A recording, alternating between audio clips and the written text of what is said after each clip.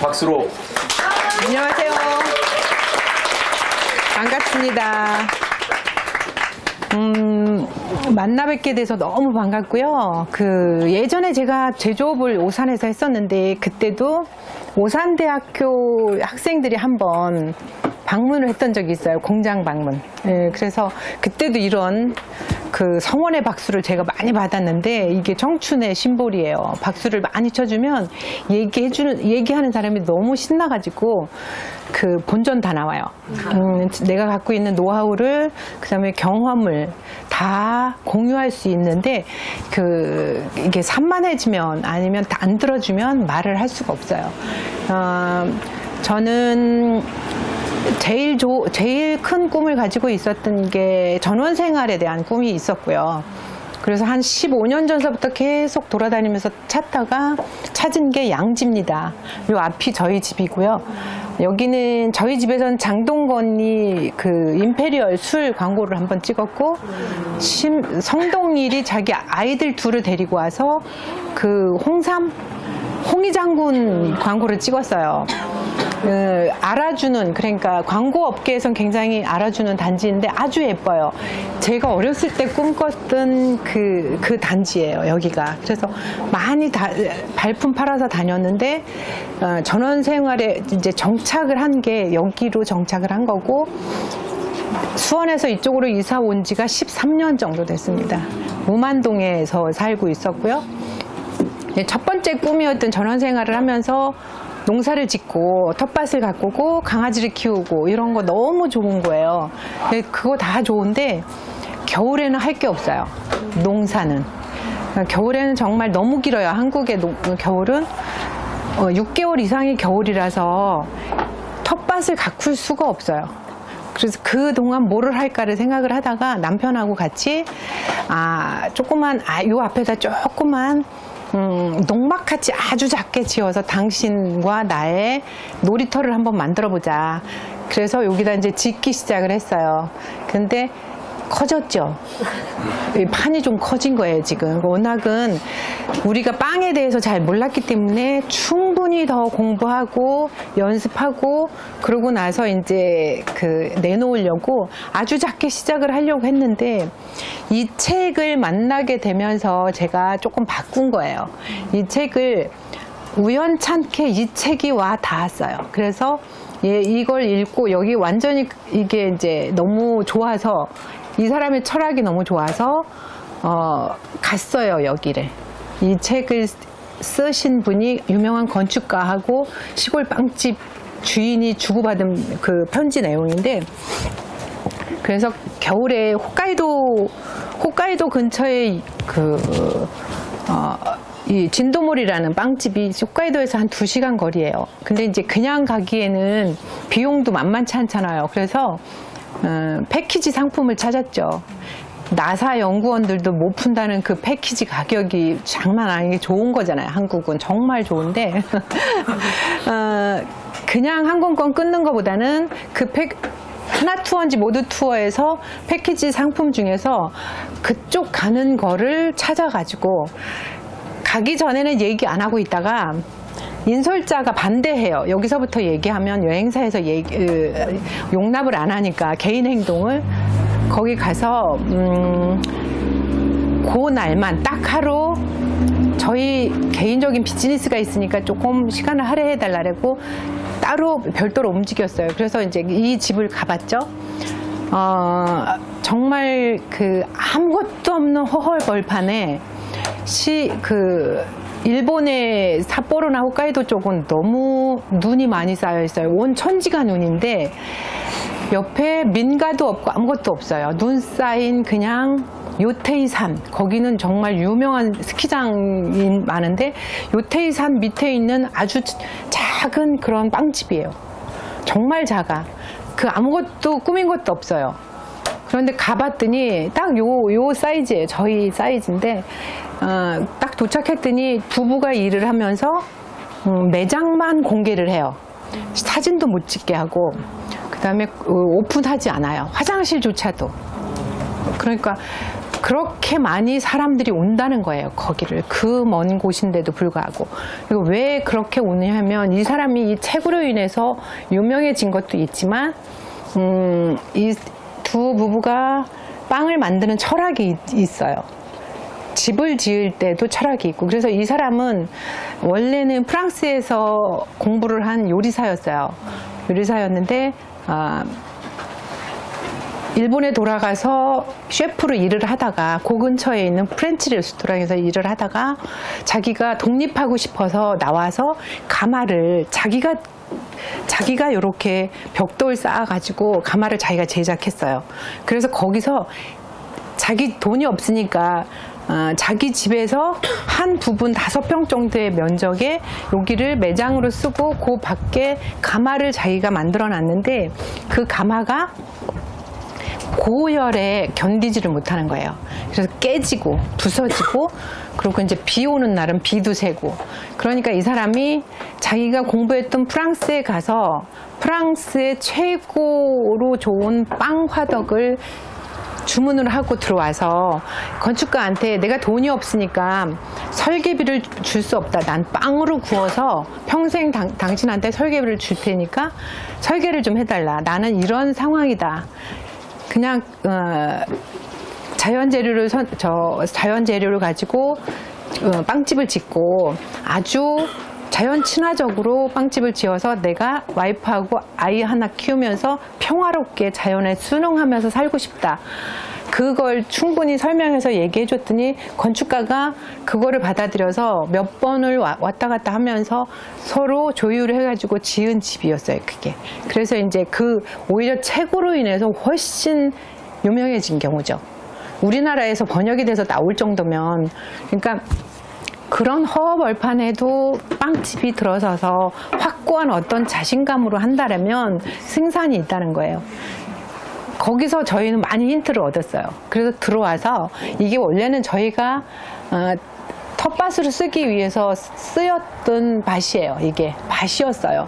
정말 쓸모없는 땅이었는데 이거를 이제 정리를 하면서 건축을 시작을 하는데 이 책에 있는 도면을 갖다가 제가 다시 재구성을 해서 설계 회사에 하고 절충을 해서 이제 착공을 들어가면서 프랑스에 갔죠. 또 이거 가마를 이제 장작 가마를 구입하러 이때도 마찬가지로 똑같은 여행사를 패키지를 찾았어요. 그래서 뭐 프랑스 파리로 들어갔다가 프랑크푸르트로 나오는 거였는데 베네룩스라는 그 프로그램이 있어요. 근데 거기는 못 가봤었거든요. 그래서 몽쉘 미셸이라든가 이렇게 프랑스 쪽을 돌고 네덜란드, 룩셈부르크 이렇게 돌아서 독일로 해서 나오는 거였는데 그 회사, 저 가마 회사하고 제일 가까운 곳을 지나가더라고요. 그 프로그램이. 그래서 이제 제가 그걸 선택해서 가서 다 보다가 하루 일정을 여기서 가기 전에 프랑스에 가면 영어도 아니고 이거 말을 어떻게 해야 돼? 그래서 이제 그쪽에 유학가 있는 사람들 통역해 줄 사람을 찾았어요. 그러니까 인터넷이 너무 잘 돼 있어 갖고 어느 지역에 가도 나를 통역해 줄 사람을 찾으면 돈만 주면 다 되는 거예요. 그래서 그 여자분인데 성악을 하러 갔다가 거기서 결혼해서 정착해서 사는 분이었어요. 그분하고 미리 메일을 주고받으면서 우리가 여행 일정이 이런데 이때 호텔에 와서 우리를 픽업해서 이 회사까지 2시간 거리인데 데려다 주고 우리를 통역해 주고 그 다음에 우리 일행들이 묵는 호텔까지 다시 데려다 주는 게 당신이 해야 될 일이다. 얼마면 되겠냐를 미리 얘기를 해서 약속했죠. 그 여행 중에 그 사람이 나타났어요. 그 호텔에.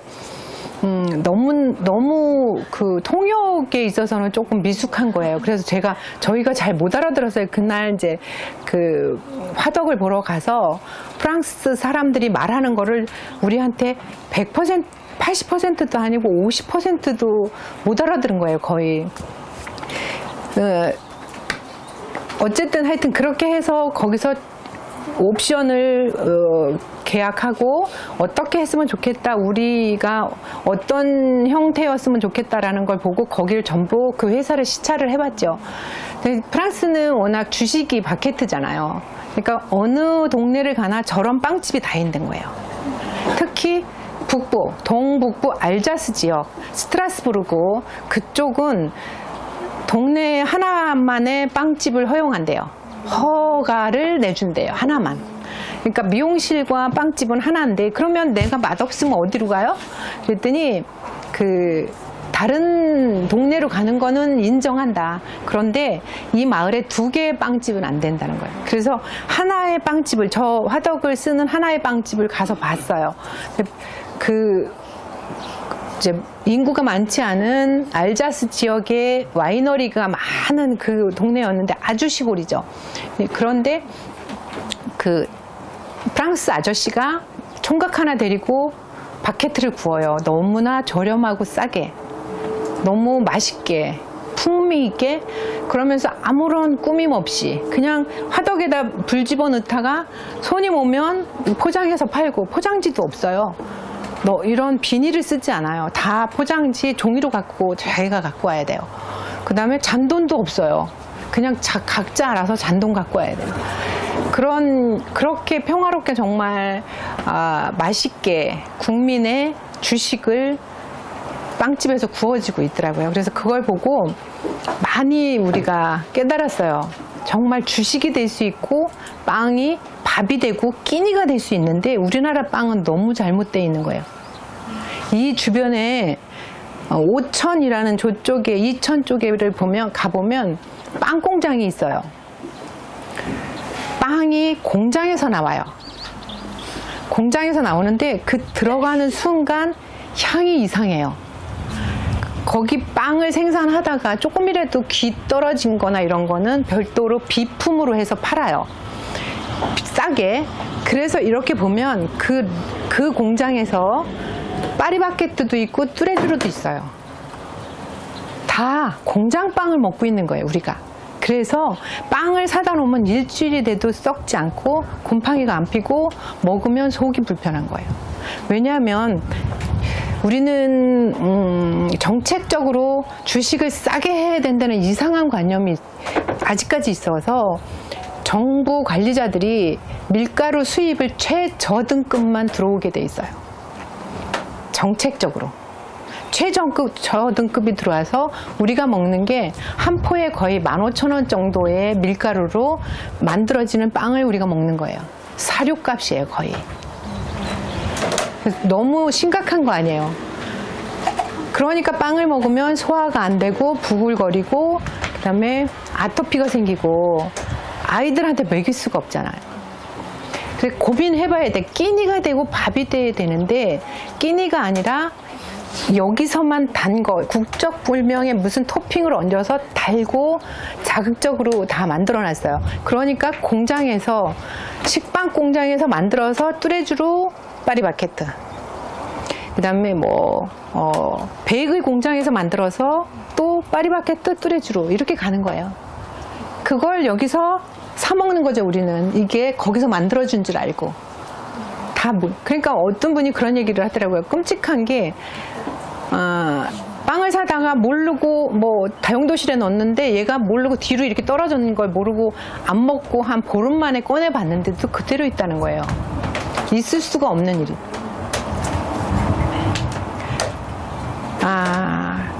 이곳에 빵집을 열고 우리가 첫 번째로 하기 시작한 거는, 빵집을 열기 전서부터 했던 거는 사람들의 입맛을 어떻게 맞출 수 있냐. 건강한 빵 그럼 맛없다고 그래요. 맛없다. 아까 드셔보셨지만 맛없다고 얘기하시는 분 없어요, 거의. 인사치레인지는 모르겠어요. 근데 끼니가 되고 먹으면 건강해지는 빵을 어떻게 하면 만들지를 고민을 하고 남편이 2년 전서부터 배웠어요. 천연 발효빵, 이스트를 넣지 않고 버터도 넣지 않고 설탕도 넣지 않으면서 최고 등급의 밀가루를 천연 발효해서 화덕에서 구워내는 이런 전통 방식의 빵은 우리나라 국민 중에 5%가 먹어요. 아무나 찾지를 않아요. 근데 이 가게가 만약에 시내 한복판에 있었다면 사람들이 굉장히 싫어했을 거예요. 오, 맛도 없으면서 비싸기만 해? 이렇게 얘기했을 거죠. 그런데 찾아오게 만들었어요, 저희는. 2년 동안 계속 줄기차게 천연 발효종에 밥을 줘서 키우고 구워서, 매일 구워서 주변의 이웃들을 다 나눠주고 가족들을 먹이고 암 치료하시는, 항암 치료하시는 분한테도 드리고 그 밀가루 알러지 있으신 분들한테도 나눠드리고 소화 안 되는 당 수치 높으신 분들한테도 드리고 끊임없이 구워서 매일 나눠드렸어요. 근데 그게 굉장히 우리한테 자신감을 줬어요. 오징어 먹물 거기에다 들깨를 집어넣으니까 씹는 맛이 더 있고 더 좋아. 그냥 까만 게 아니라 뭔가 톡톡 터져. 건강에도 좋아. 그런 거를 여러 번 계속 구워내면서 고르곤졸라 치즈를 넣어서 와인 안주로 대신 먹을 수 있는 거, 이런 거를 이제 계속 2년 동안 했는데 주변에서 너무나 맛있게 드셔주는 거예요. 그러면서 용기를 줬어요. 저희한테 할 수 있을 것 같다. 정말 맛있다. 네가 만든 빵 최고다. 니네 여기다 해. 우리가 도와줄게. 이런 분들이 정말 많아져요. 주변에. 2년 동안 저희가 투자한 거예요. 그 2년 동안의 투자를 바탕으로 여기다 조그맣게 빵집을 이제 하고 저희가 일일이 찾아다니면서 시행착오를 겪지 않기 위해서 공부하고 여쭤보고 이 나이에 우리가 이걸 할 수 있을까? 은퇴하고 쉬는 나이에 기운 딸리면 어떡하지? 이런 걸로 고민했는데 우리밀 운동본부라든가 아니면 명장 그 빵을 만드는 명장 그런 분들을 찾아다니면서 여쭤봤어요. 얼마든지 가능하다. 할 수 있다? 그 다음에 그 대신 위치를 잘 잡아라. 위치. 이 지역은 전원주택지이면서 타운하우스들이 많아요. 외국에서 살다 들어왔거나 외국에 가서 공부를 했거나 아니면 여행을 많이 다니신 분들이 이 맛을 알아요. 그런 분들이 한번 드셔보면 이 빵은 다르네 이러면서 찾아오는 거예요. 그래서 오픈하고 첫 달에 오픈하기 전에 이제 그 준공 떨어뜨리고 착공하고 준공하고 그다음에 그 여러 가지 허가 과정에서 조금 자꾸 딜레이가 됐어요. 딜레이 되면서 저희는 그걸 이렇게 생각했죠. 그동안 우리 홍보하는 기회로 삼자. 그래서 많은 분들이 다녀가셨어요. 전자공학과, 그 다음에 CKO 과정을 같이 하신 분들, 같이 여행을 다니셨던 분들, 많은 분들을 그룹별로 초대를 해서 빵 테이블을 차려드렸어요. 아까처럼. 와인 곁들여서. 차려드리고 빵을 드셔보시고 싸드리고 그 과정을 거의 한 2달을 또 한 거예요. 이게 준공이 안 떨어져서 허가가 안 나오니까. 그러니까 엄청 다른 분들에 비해서 준비 과정과 홍보 기간이 더 길었다고 볼 수 있는데 그거는 뭐냐면 비용이 들지 않기 때문이에요. 만약에 내가 빵집을 하고 싶어서 아주 근사하고 멋진 곳에 아주 넓은 면적이 차지해서 임대를 하고 거기다 인테리어를 근사하게 하고 사람을 한 5명을 탁 뽑아서 훈련시켜서 준비를 했어. 그러면 초조해서 그렇게 못할 거예요. 그죠? 그 저비용, 돈이 들어가지 않고 임대료 내지 않고 사람 인건비 안 들어가고 저비용이었을 시기이기 때문에 가능한 거죠. 그게 충분히. 우리의 놀이터고 우리가 충분히 연습할 수 있는 기회고 사람한테 홍보할 수 있는 기회라는 거. 제일 중요하잖아요. 그거. 내가 아무리 자신 있어도 누가 홍보해 주지 않고 저 집 빵 맛있어 라고 소문내주지 않으면 소용이 없는 거잖아요. 근데 그런 게 그때는 정말 그 2달의 기간이 이렇게 길어지는 게 조금 뭐랄까 좀 초조한 면도 있고 너무 그랬었는데 그게 저희한테는 굉장히 더 큰 플러스가 돼서 왔다 간 분들이 전부 동문분들 플러스 그런 분들이 다 그 집에 참 특이한 집이 있고 두 부부가 하는데 맛있어 빵이 속이 편해 이런 얘기를 해주셔가지고 그 주변으로 이렇게 해서 많이들 오시는 거예요. 그래서 요즘은 40팀 그러니까 혼자 오시는 분들이 거의 없어요. 이렇게 친구나 가족으로 오시거든요. 40분에서 50팀 정도가 왔다 가세요. 어떤 때는 3시면 솔드아웃 돼요. 그러니까 어떻게 소문이 났냐면 지금은 저 집은 늦게 가면 빵이 없어. 그러니까 일찍 가야 돼. 그런 소문도 나고 아주 이제 저희가 원하던 대로 갔어요, 많이. 근데 문제가 생긴 게 뭐냐면 체력이 딸리는 거예요. 아침에 5시에 눈 떠서 일어나서 나와요. 그 다음에 남편은 지난밤에 해놨던 반죽을 성형하고 만들고 새로 2차 발효를 시키고, 저는 화덕에다 불을 떼서 300도까지 올리는 거를 하고 매장 정리를 하고, 끝나고 그 다음날 걸 다시 준비를 해서 넣어놓고까지가 거의 12시간을 쉴 새 없이 종종거리고 돌아다녀야 돼요. 그런데 이거를 누군가한테 맡기면 미세한 차이로 맛이 다른 거예요. 그러니까 그럴 수는 없고 우리가 만들고 우리가 판매를 해야 되는데 어떻게 할 건지를 다시 고민을 했죠. 체력 딸리는 부분은. 그래서 일주일에 2번을 문을 닫아요. 월요일, 화요일. 그러니까 고객들이 처음에는 와서 이제 다시 돌아가고 그랬는데 지금은 이제 익숙해졌죠, 많이. 일요일 날, 어머, 이 집 이틀 이제 굶길 거야, 우리를. 그러면 일요일 날 사가요. 그 다음에 수요일 날 와서 또 왕창 사요. 월, 화를 쉬면서 우리를 재충전하고, 그 다음에 준비하고 대청소하고 이런 거를 하면서 체력을 다시 조절을 하죠. 1년에 딱 한 번. 근데 여행이 너무 또 그만둘 수 없는 매력 있는 거잖아요. 그러니까 평생을 다녔는데 이 빵집 때문에 못 다니면 저희의 인생이 또 안 되는 거라서 1년에 한 달을 또 닫아요. 그게 7월 중순에서 8월 중순까지. 이제 써붙이고 공고를 계속 하는데, 그동안은 여행 가요.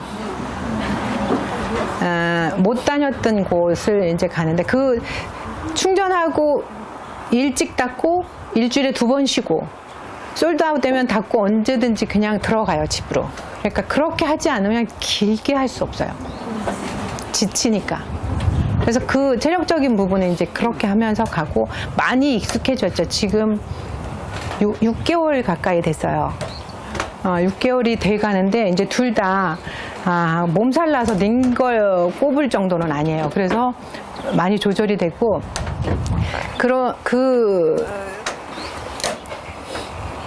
굉장히 중요한 요건 중에 하나가 이제 재무적인 문제잖아요. 돈이 되지 않으면 길게 존속할 수 없다는 거. 근데 둘이 어느 정도를 이익을 어느 정도를 내면 괜찮을 것 같으세요? 한번 말씀해 보세요. 둘이 여기서 올인하고 2명. 재료값의 2배. 재료값의 2배. 다른 분들은? 1일 판매량 3에서 400. 그 정도? 네. 1일 판매량 3에서 400 안 돼도, 그게 안 돼도 충분히 남아요. 네. 왜냐하면 그런 거죠. 비용을 최소화시키기 때문에 나가는 돈 없어요. 정말 많이 투자하는 거는 코스트, 이 원 재료에 거의 대부분을 투자하지 다른 거 나가는 거 없잖아요. 임대료 안 나가고, 뭐 인테리어 안 했으니까 감가상각 안 해도 되고, 그다음에 뭐 인건비 안 나가고. 그렇죠. 그러니까 최소한 하루에 100만 원만 팔아도 얼마든지 유지가 가능한 거예요. 재미있게 할 수 있고. 그런데 300을 판다. 그건 거의 수원 시내 한복판에서 파리바게뜨나 뚜레쥬르로 사람 한 7, 8명 써가면서 한 달에 한 5, 600의 임대료를 내는 매장이에요. 빵은 고부가 가치는 아니에요. 그 다음에 사람이 빵을 한 번에 와서 몇십만 원어치 안 사잖아요. 필요가 없는 거예요. 그냥 그 다음날 먹을 거, 누구 선물할 거, 이 정도만 있으면 되는 거예요. 그래서 수익은 2달, 3달째, 석 달째부터 나기 시작을 해서 지금 정말 재미있게 해요. 그러니까 아무 걱정 없이. 그다음에 이제 그 고객들이 재방문이 굉장히 많아졌어요. 재방문율이 많고, 근데 단골도 많이 생기고. 그게 저희가 생각했던 거가 색깔이 우리만의 색깔로 가야 된다고 생각을 했어요. 그러니까 사람들이 자기 집에 누가 방문을 했어. 그러면 우리 동네에 이런 빵집이 있어. 그러면서 그 사람 손을 잡고 와서 구경을 시켜주고 그 사람한테 빵을 한 봉다리 들려서 선물로 해서 보내요. 그러니까 자랑스러워해요. 근데 우리가 똑같은 브랜드에 똑같은 매장 인테리어에 똑같은 소보루빵이나 단팥빵을 내놓는다라면 누가 들어와서 사람한테 구경시켜주지 않을 거라는 거죠. 그러니까 우리만 여기만의 독특한 색깔, 시골스럽고 자연 친화적이며 좋은 재료를 갖고 화덕에다 구워내. 거기다 노버터, 노슈가, 노이스트야. 건강에 좋아. 누구한테 사주면서도 자기가 떳떳하고 좋은 거예요. 그 사람들은. 그래서 그런 장점을 계속 손님이 와서 얘기를 해줘요. 다른 사람들한테. 예전에 99년도에 창업을 한번 했어요. 오산에서 30평 지하에 화장실이 푸세식이었어요. 그때는 왜 그랬냐면 남편이 샐러리맨, 중소기업의 샐러리맨이었는데 돈도 없죠. 그 다음에 성공에 대한 확신이 없어요. 근데 거기다 또 IMF 직후예요. 99년도. 창업을 할 때 다 미쳤다 그랬죠. 특히 누가 미쳤다고 하냐면 시댁에서. 잘 다니는 회사를 왜 그만두고 그러니까 확신이 없으신 거죠. 부모님들 입장에서도. 걷다 젊기까지 해서 30대 후반이었어요. 그럴 때 가지고 있던 아파트를 담보를 잡아서 대출을 받아서 스위스 기계를 하나 사고 다른 거는 다 유휴 설비를 활용했어요. 제일 중요한 건 그 스위스 메인 기계만이었는데 그게 얼마나 비쌌냐면 그 당시에 집 한 채 값이었어요. 3억. 그걸 너무 급해서 비행기에 실었어요. 그래갖고 3톤에 가까운 기계를 비행기로 실어서 공항에 도착시켜서 빨리빨리 통관을 해서 갖고 오는데 지게차 기사가 술 먹고 운전을 해다 기계를 떨어뜨렸어요. 근데 저기 3억짜리 기계는 그 운송비가 얼마예요? 그 정도는? 그 화물은 그렇게 비싸지 않아요. 몇백만 원이었어요. 3, 400. 네네. 화물은 3톤, 4톤에 가까워도 그렇게 비싸지 않습니다. 그러니까 지게차 기사가 그것도 우리가 미숙했기 때문에 그렇게 한 거죠. 급하다는 마음에 거기가 반 지하에 30평짜리 가수동에 그 LG전자 옆에 있었어요. 그러니까 열악한 환경인데 약간 경사져서 내려가서 공장이 있는데 밤에 그거를 하역 작업을 시킨 거예요. 밤에. 그 사람들은 일 없으면 술 마신대요. 우리는 그걸 몰랐던 거고 쌩쌩한 사람이 왔는데 술을 먹고 만취된 상태로 이거를 떠서 앞으로 내려간 거예요. 뒤로 내려가야 되는데.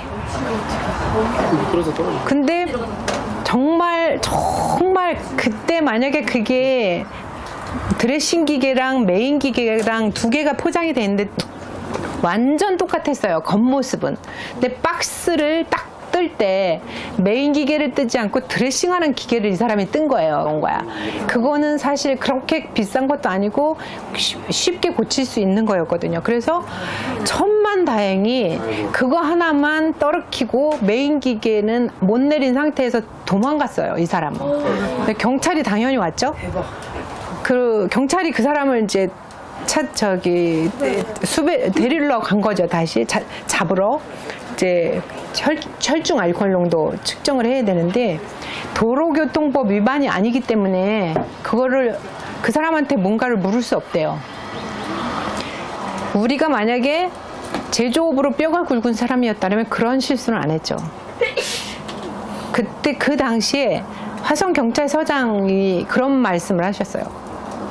밤에 하역 작업은 하지 마세요. 쌩쌩한 낮에 밝을 때 그런 중요한 작업은 그런 때 시켜야 하는 겁니다. 우리도 잘못이라는 거죠. 그러면서 30평 지하 공간에 아줌마 2명과 아저씨들 2명을 고용을 해서 지금도 계속 쓰여지고 있죠. 저 핸드폰 속에 들어가는 회로 기판, 반도체 칩이 올라가는 회로 기판을 이제 다 만들고 그 외곽을 이렇게 가공하는 엔드밀이에요. 엔드밀. 핸드폰이 점점 더 얇아지고 작아지고 그 속에 너무 많은 회로를 심었다 보니까 이 가공하는 게 아주 점점 작아지는 거예요. 머리칼칼 굵기로. 현미경 보고 가공을 해야 돼요.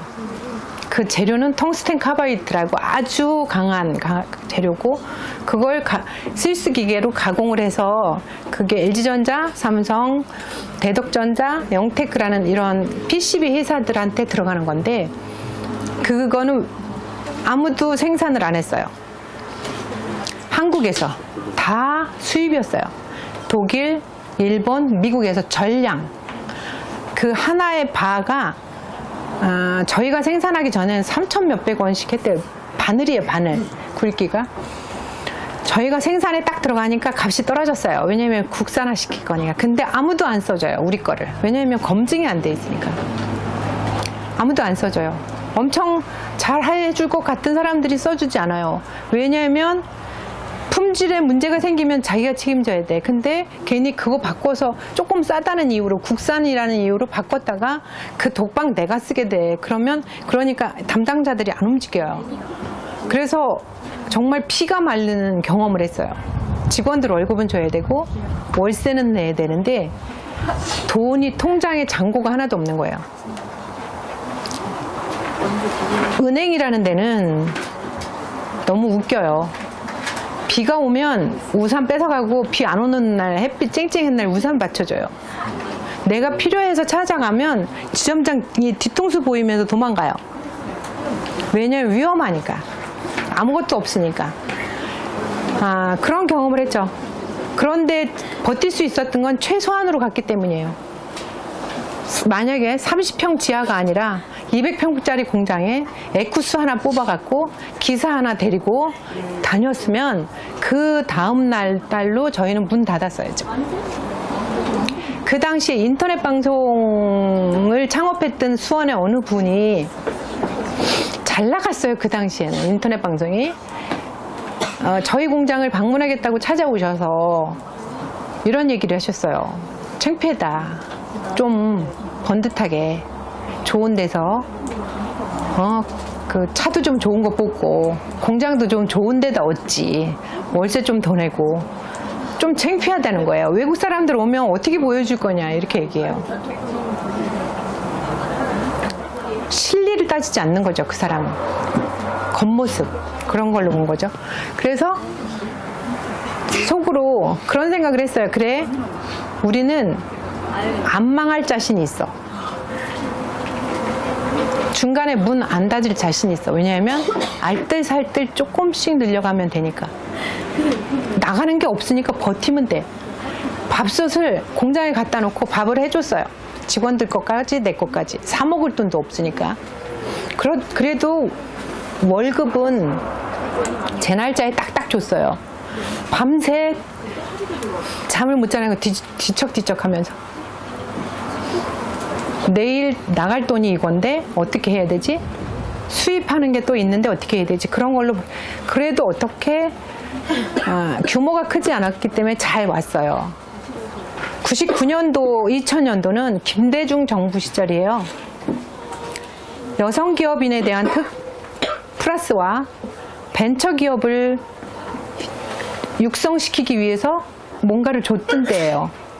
제가 대표이사였어요. 남편은 퇴직을 늦게 하고 이제 합류를 나중에 했어요. 그래서 연구개발을 남편이 하고, 그럴 때 그게 굉장히 그 정책적으로 그렇게 해주는 게 너무 큰 도움이 됐어요. 경기도 중소기업 대상 저희가 받았고, 싱글 PPM 저희가 땄고요. 그 다음에 2년, 3년 정도의 산업자원부에서 인정하는 차세대 인류 상품에 들어갔어요. 그러니까 그분은 어떻게 됐냐? 2년 만에 문 닫고 잠수 탔어요. 저한테 창피하다, 좀 크게 하지, 이렇게 얘기했던 분. 왜냐면 비용이 많이 들잖아요. 기사 딸려 있어. 막 사옥은 커야 돼.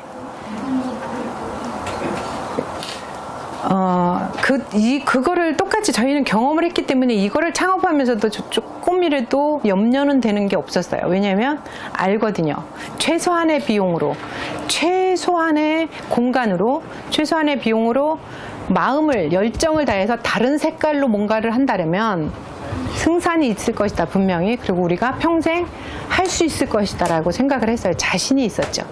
빵에 대한 자신은 2년 동안 그래서 한 거고요. 그렇게 해서 창업을 하게 됐는데, 그때 그 경험이 엄청나게 많은 거죠. 엄청난 큰 플러스가 돼요. 남편이 만약에 대기업에서 어느 한 부분만 맡아서 경험을 쌓았거나 제가 집에서 전업주부로 살았다면 못했을 거예요.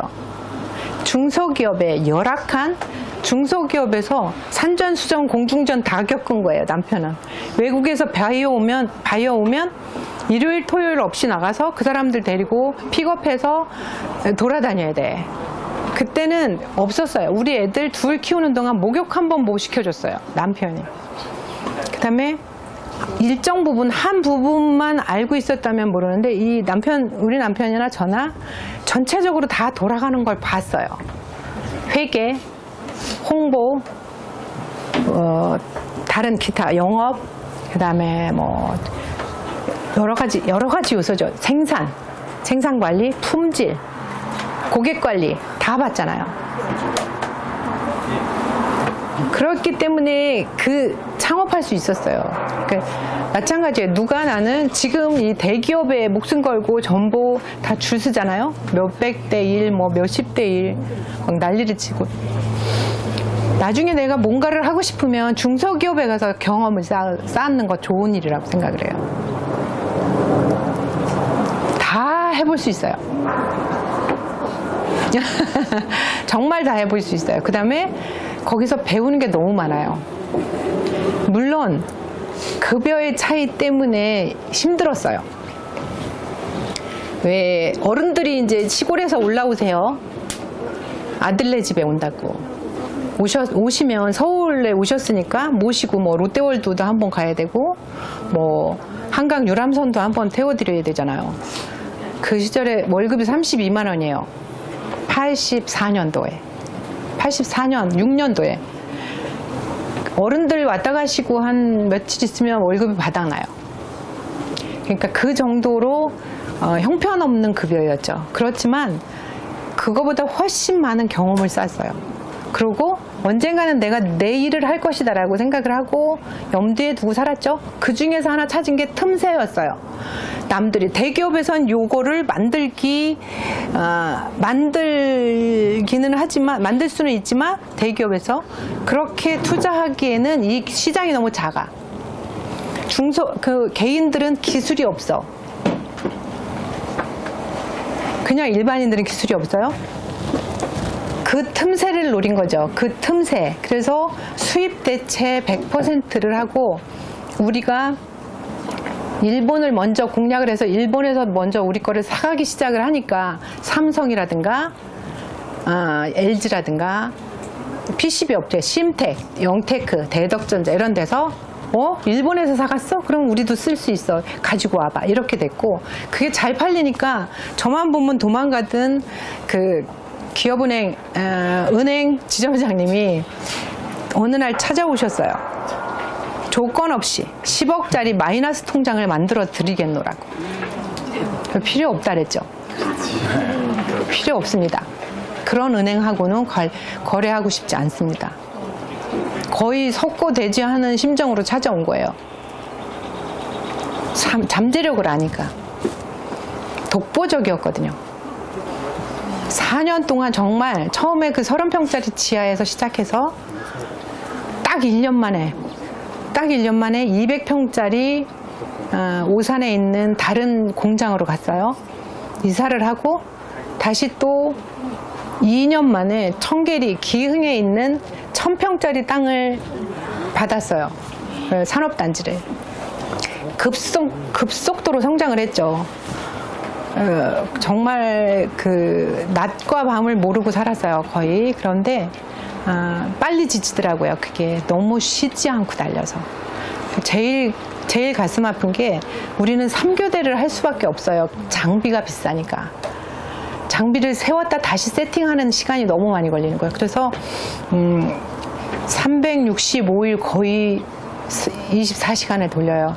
교대로.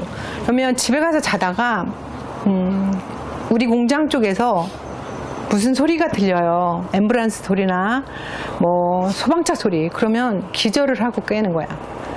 우리 공장에 불 났나? 그 다음에 아침이면 와서 그 밤샌 근로자들을 보면 얼굴이 하얘요.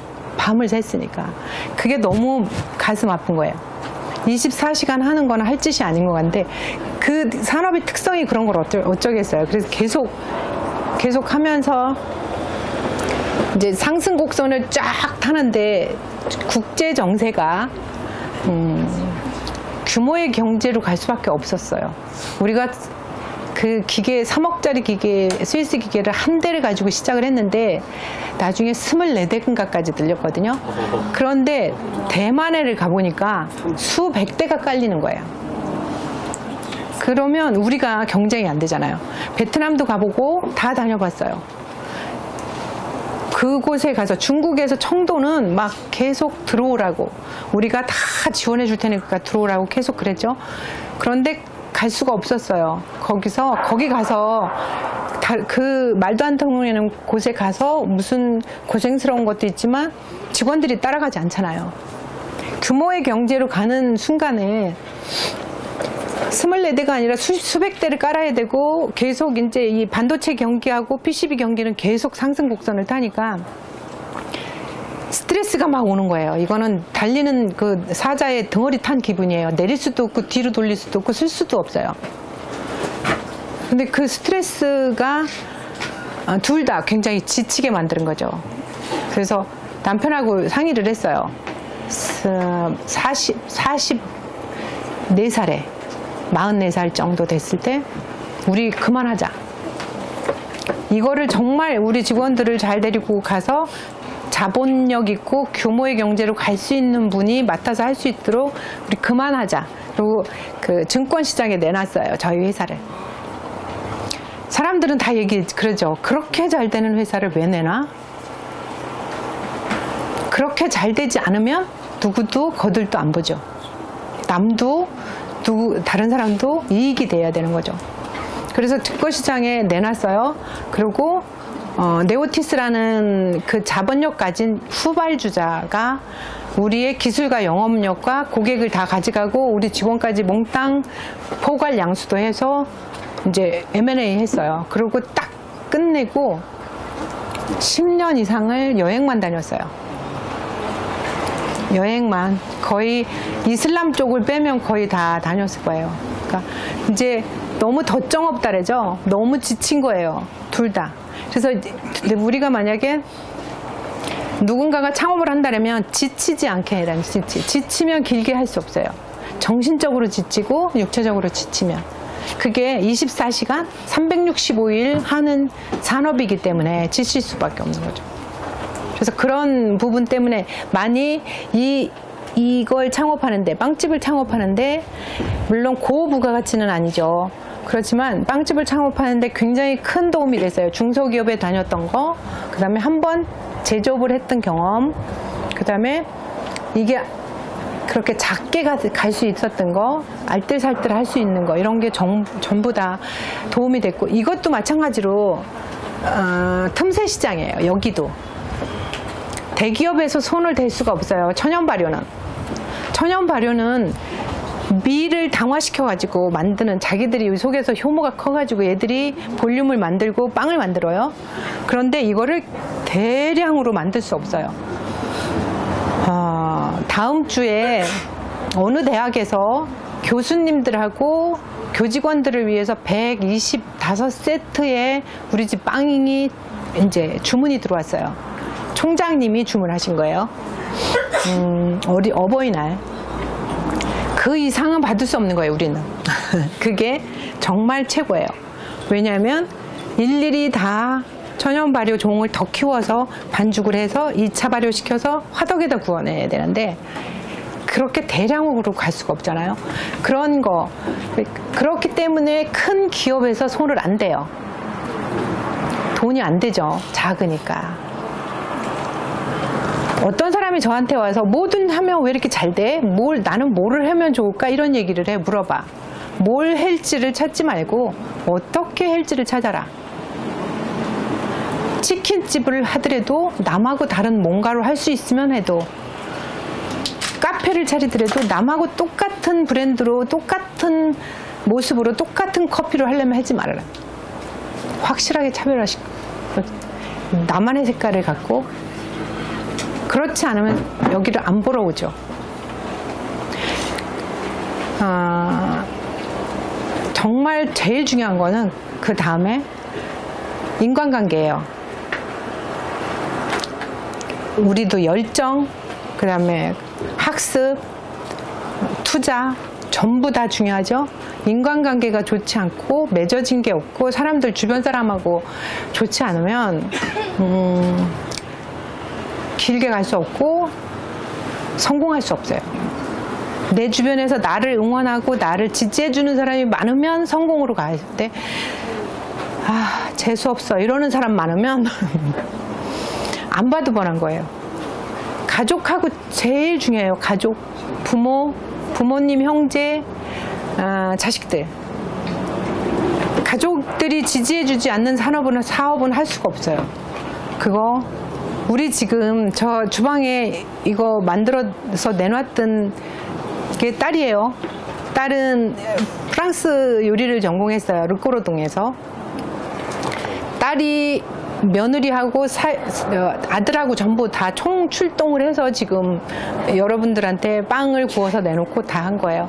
이런 이제 대량 주문이 들어오면 가족들이 언제든지 달려와서 밤을 새주고 해줘요. 이웃들이 해줘요. 제가 일이 생기면 이웃이 와서 카운터를 봐주고. 나도 할게요. 그래서 어떤 아이템이냐, 어떻게 할 것이냐, 얼마큼 준비했냐, 그 다음에 어떤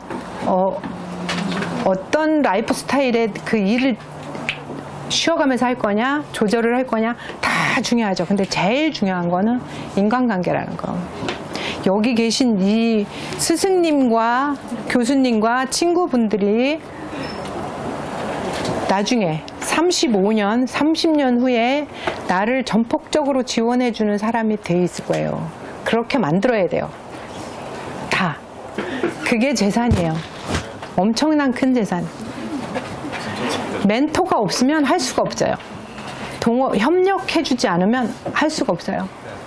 가족들이 사업은 어떤 사업이든 혼자 할 수 없거든요. 조그만 카페를 하더라도 누군가가 도와줘야 돼요. 화장실도 못 가요. 그렇지 않으면. 밥도 못 먹어. 누군가가 도와줘야 돼. 최소한 2명이 해야 돼요. 최소.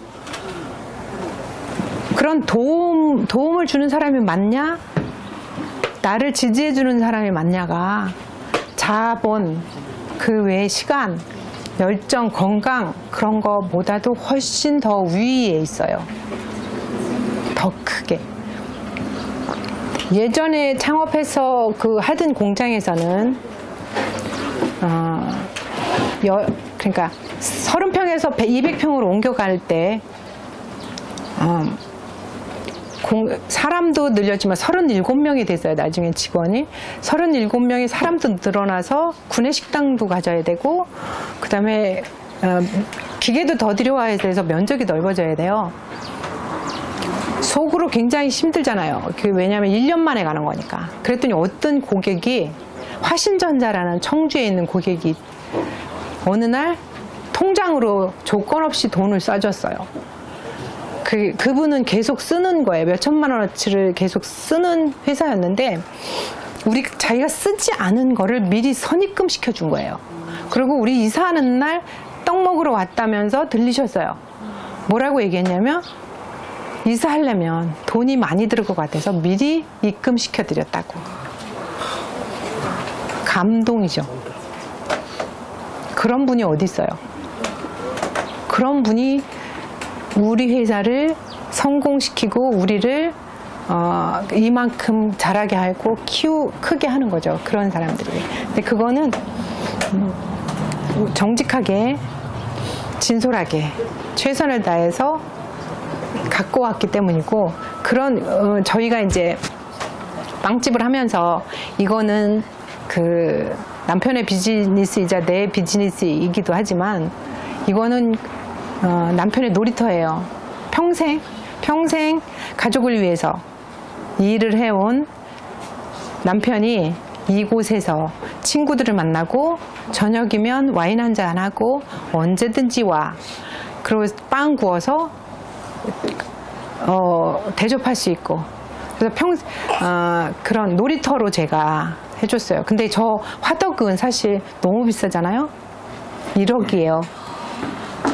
제가 너무 비싸다고 안 한다고 했더니 남편이 내가 평생 가지고 놀 장난감인데 이래갖고 제가 꼬리 내렸어요.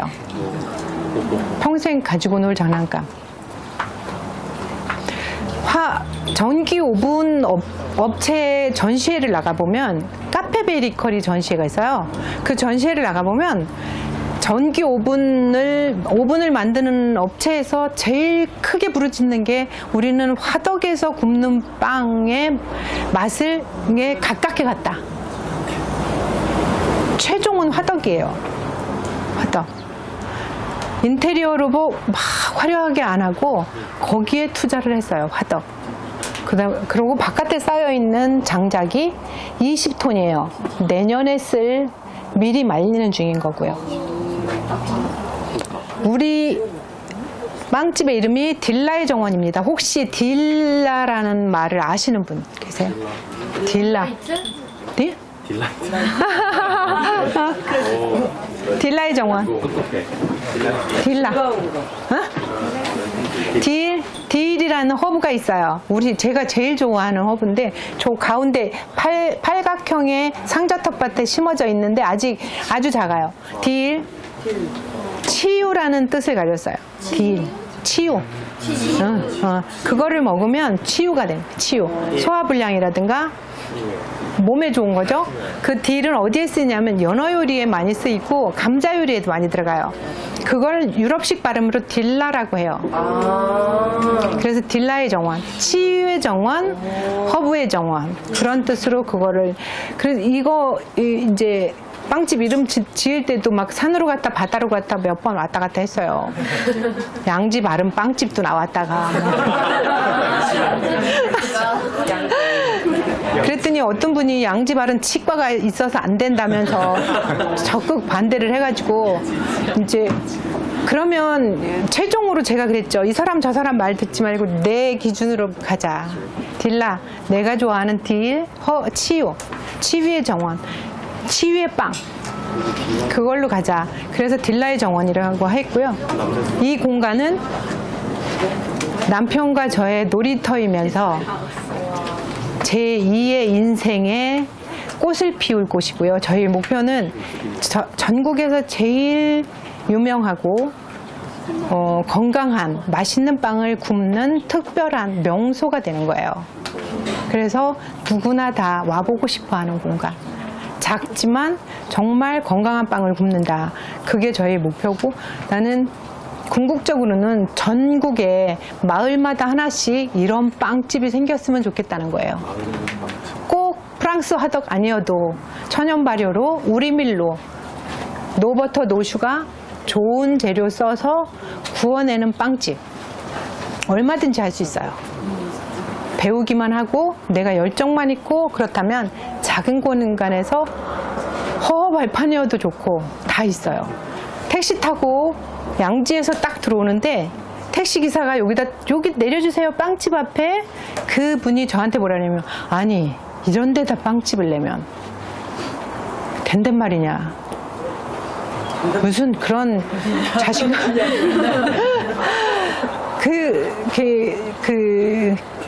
고정관념이죠. 고정관념. 지금도 두 가지에 딱 생각 들이세요. 기발한 아이디어, 좋은 생각, 참신하다 이렇게 얘기하시는 분들과 아니 무슨 근거 없는 자신감으로 이런 데다 이렇게 얘기해요. 그렇지만 우리는 자신 있어요. 한번 왔다 가신 분들이 꾸준히 계속 오시거든요. 와서 우리를 응원해주고 맛있다, 건강하다, 속 편하다, 먹고 나면 아침에 부을 줄 알았는데 붓지 않았다, 그 다음에 당 수치가 안 올라갔다, 그런 얘기를 들으면 그 피로가 확 풀리면서 힘이 불끈 솟아요. 굉장히 고단한 일이에요. 이 빵집을 하려면 건강하지 않으면 안 돼요. 정신 건강, 육체 건강. 남편은 술 별로 안 하고 담배 안 해요. 미각이 깨어 있어야 돼요. 미각. 근면성시돼요. 아침 5시면 눈 떠서 기본 그 운동을 하고 집에서 몸을 풀고 그러고 난 다음에 나와서 여기서 매일 그 시간이면 시작을 해요. 정말 고단한 일이에요. 극한 직업이고, 그리고 체험 삶의 현장이고, 맨날 그 뭐죠? 윤여정이가 해둔 윤식당이에요. 매일 다른 손님이 오시고 매일 똑같은 얘기를 하고 12시간 쉴 수 없이 종종거려야 되고, 그렇지만 건강한 먹거리를 생산해서 우리는 평생 우리 자식들을 먹이고 내 가족을 먹여 살리고 주변에 나누고 여기서 이런 빵집을 할 것이다. 왜? 가치가 있어요. 그만한 가치가. 먹거리에 대해서. 슬로푸드 회원이거든요. 그래서 알아요. 우리나라 빵의 현실이 어떤지. 근데 그분들을 욕할 수 없어요. 살인적인 임대료 어떻게 할 거예요? 그다음에 4년에 한 번씩 4년에 한 번씩인가 뚜레쥬르나 파리바게뜨는 인테리어 공사를 다시 하라는데요. 강제로. 안 하면 니네들하고 계약 이제 취소야. 그러면 1억 원 돈 들여서 또 인테리어 공사를 해요.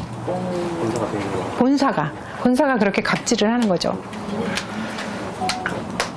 똑같은 거. 그러니까 또 똑같은 갑질을 당하면서도 하는 건, 그 사람들이 하는 건 준비기간이 너무 짧다는 거예요. 컨설팅 업체 찾아가서 뚜레쥬르 여기다 하면 좋을 것 같아요. 저기다 파리바게뜨 하면 좋을 것 같아요. 어디다 독일 빵집 하면 좋을 것 같아요. 카페 한번 해보세요. 그건 컨설팅 업체 사람의 얘기예요. 본인이 뛰어야 돼요. 본인이. 무엇을 할지가 아니라 어떻게 할지를 찾아야 되고.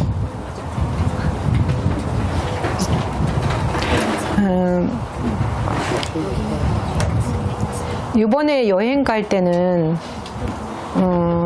러시아 북쪽이라 그랬나요? 그쪽에 우리가 가보지 않은 조그만 나라예요. 그래서 21일 동안 돌고 올 거고, 여름에 한 달 동안 닫는 동안 죽을 때까지 1년에 한 번씩 여행을 하고, 남편하고 여행을 하고, 일주일에 한 번씩 빵을 구워서 아이들한테 보내고, 농사를 지어서 봄, 여름, 가을은 야채를 뜯어서 보내고, 친구들을 불러서 같이 여기서 즐기고, 그 다음에 사람들하고 소통하고, 이러면서 사는 게 우리들의 꿈이자 그게 마지막 이제 소원이기도 해요. 그래서 오늘 같은 경우에 학생들이, 후배님들이 이렇게 많이 오셔가지고 저희 빵집에 오셨잖아요. 굉장히 큰 신선한 바람이에요. 공기가 달라요. 할아버지들이 술채 갖고 와서 이거 빵 왜 이렇게 비싸요? 이러는 시골인데 이런 풋풋한 분들이 많이 참석해줘서 저희 너무 고맙고요. 언제든지 지나시는 길에 친구 손잡고, 부모님 손잡고, 아니면 여자친구, 남자친구 데리고 오시면 따뜻한 커피와 따뜻한 빵으로 대접을 할 테니까 오셔서 꼭 말씀하세요. 이 늙으면 제일 문제가 기억력이 없다는 거예요.